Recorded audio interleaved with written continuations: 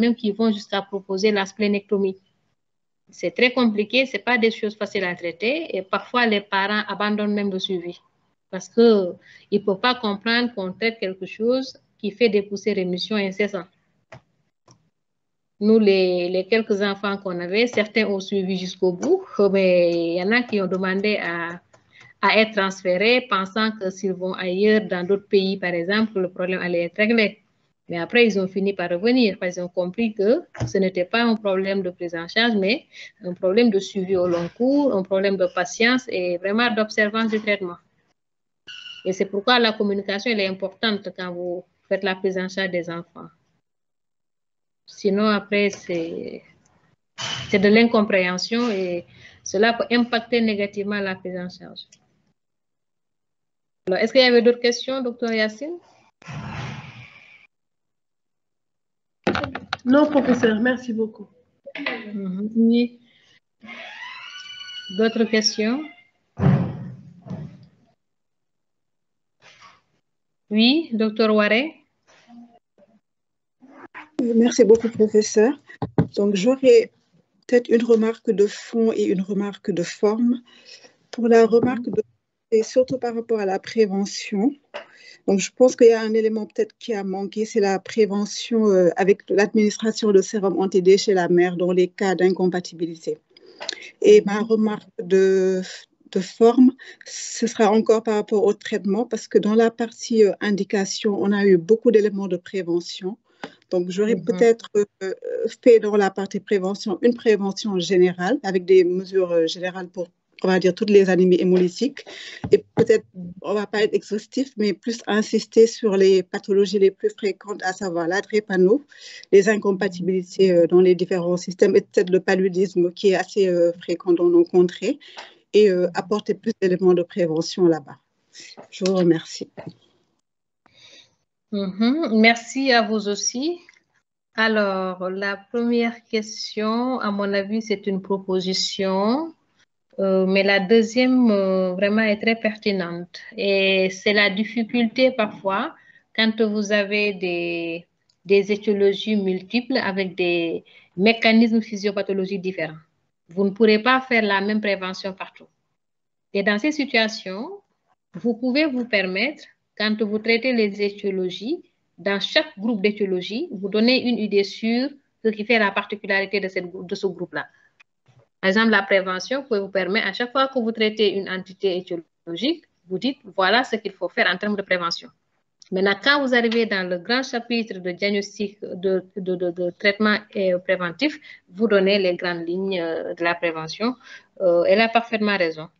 Mais les deux plans se valent. L'essentiel, c'est que cela ressorte. Sinon, la prévention risque d'être très longue parce que vous allez dire prévention selon que ce soit pathologie constitutionnelle, selon que ce soit pathologie acquise, selon que ce soit cause infectieuse, cause immunologique, allergique, etc. Et après, on ne s'en sortira pas. Donc, il vaut mieux en parler vraiment dans la partie cause, mais de façon très succincte. Une seule phrase, ne pas développer primaire, secondaire, tertiaire. Est-ce que vous avez compris? Parce que n'oubliez pas que quand vous faites le diagnostic étiologique, vous faites l'étiologie du titre, c'est-à-dire vous donnez la cause de l'anémie hémolytique. Et la cause de l'anémie hémolytique, c'est une maladie. Et quand on fait une prévention, on fait la prévention de la maladie, mais on ne fait pas la prévention du symptôme. Il faut qu'on se comprenne. Par exemple, si vous faites la prévention des anémies hémolytiques, c'est plus facile de faire la prévention de la cause de l'anémie hémolytique. Si j'ai une drépanocytose, je sais comment faire. Si j'ai un paludisme, je sais comment faire. Et ainsi de suite. Vous avez compris la nuance?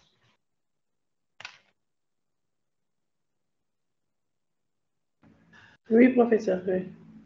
D'autres questions?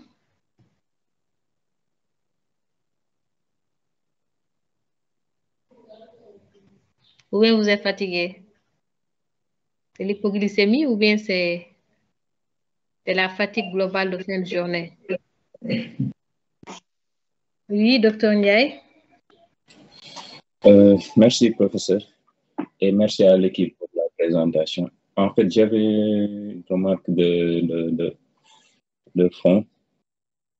concernant le diagnostic étiologique, en fait, il a mis des éléments qui font partie du diagnostic positif.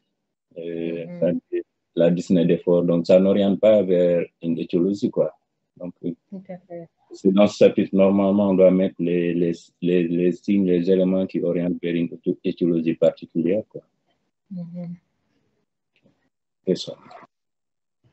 Est-ce que vous avez compris l'équipe de présentation? Est-ce que vous avez compris la remarque? Je crois que c'est la deuxième fois qu'elle revient. Lorsque vous faites, je vous comprends, hein, c'est pas facile. Quand vous avez l'habitude de prendre en charge des enfants, vous les recevez avec les symptômes, l'ensemble des signes. Maintenant, quand on vous demande de rendre les signes sous forme de présentation, dans le cadre d'une leçon ou dans le cadre d'un séminaire, c'est à vous de faire votre cuisine interne. C'est comme si vous allez au marché, vous prévoyez de faire votre marché pour une semaine ou bien pour au moins 3 repas différents. Vous n'allez pas acheter ce dont vous avez besoin pour le repas du midi et retourner pour faire l'achat pour le repas du soir. Vous faites l'achat global et maintenant, arrivé à la maison, vous déchargez et vous mettez dans des paquets différents. Ce que vous allez faire pour le petit déjeuner, vous mettez de côté. Ce que vous allez utiliser pour le repas du midi, vous mettez de côté. Et ce que vous allez utiliser pour le dîner, vous mettez de côté. Ce que vous allez utiliser pour le dessert, etc., vous mettez de côté. Vous n'allez pas les mélanger. C'est exactement la même chose. Un enfant, quand il vient à vous, il a l'ensemble des symptômes. Parce qu'encore une fois, la maladie ne reconnaît pas l'organe. La maladie reconnaît l'organisme. Un enfant malade, il exprime les signes et c'est tout l'organisme qui exprime les signes. Vous allez l'examiner, tous les appareils, vous allez trouver l'ensemble des symptômes. Et c'est à vous maintenant de voir qu'est-ce que je vais mettre dans le positif, qu'est-ce que je vais mettre dans le retentissement, qu'est-ce que je vais mettre dans l'étiologie. Donc, apprenez à faire cet exercice et vous allez comprendre. Et même au cours de la présentation du staff le matin, en tout cas le verroyer, ce sont les mêmes problématiques qui reviennent. Vous avez tous les éléments parce que vous avez examiné les enfants. Vous avez tout. Mais le problème, c'est où les classer. Posez-vous toujours la question, pourquoi l'enfant, il est là? Il est là parce qu'il est malade. Donc, il vient avec l'ensemble de ses symptômes. Donc, l'ensemble de ces symptômes, vous la question, pourquoi il est là? Qu'est-ce qui ne va pas? Quel est l'organe qui est malade? Qu'est-ce qui a retenti sur quel organe? Et comment est-ce que je vais le prendre en charge? Quand vous allez le prendre en charge, vous allez le prendre en charge de façon globale. Mais pour rechercher la cause, il faut savoir quel est l'organe malade. Et l'organe malade va retentir sur les autres organes. Et l'ensemble des organes maintenant vont faire la maladie de l'enfant. Vous avez compris la différence? Donc, faites un peu cet exercice, vous allez voir. Et tenez compte du titre. Anémie, on vient de voir la définition. Hémolytique, vous l'avez défini. Tout ce qui ne rentre pas dans anémie hémolytique, ces deux termes-là, ne fait pas partie de votre diagnostic positif. Vous avez compris? Donc, vous sortez les éléments et vous les mettez dans des tiroirs. Et vous comprenez pourquoi tout à l'heure je vous ai dit, c'est pas cohérent de commencer les présentations par drépanocytose. Parce que si on faisait drépanocytose comme première leçon, ces astuces-là ne seraient pas sorties. Donc, vous partez toujours du dénominateur commun.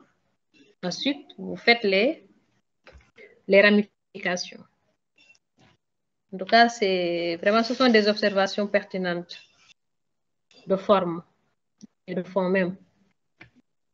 Alors, est-ce qu'il y a d'autres commentaires? Est-ce qu'il y a une main qui se lève? Non? Il est 18h. Non, professeur, non. C'est bon. Donc, on va demander au professeur Ndiogou s'il a des commentaires, des contributions.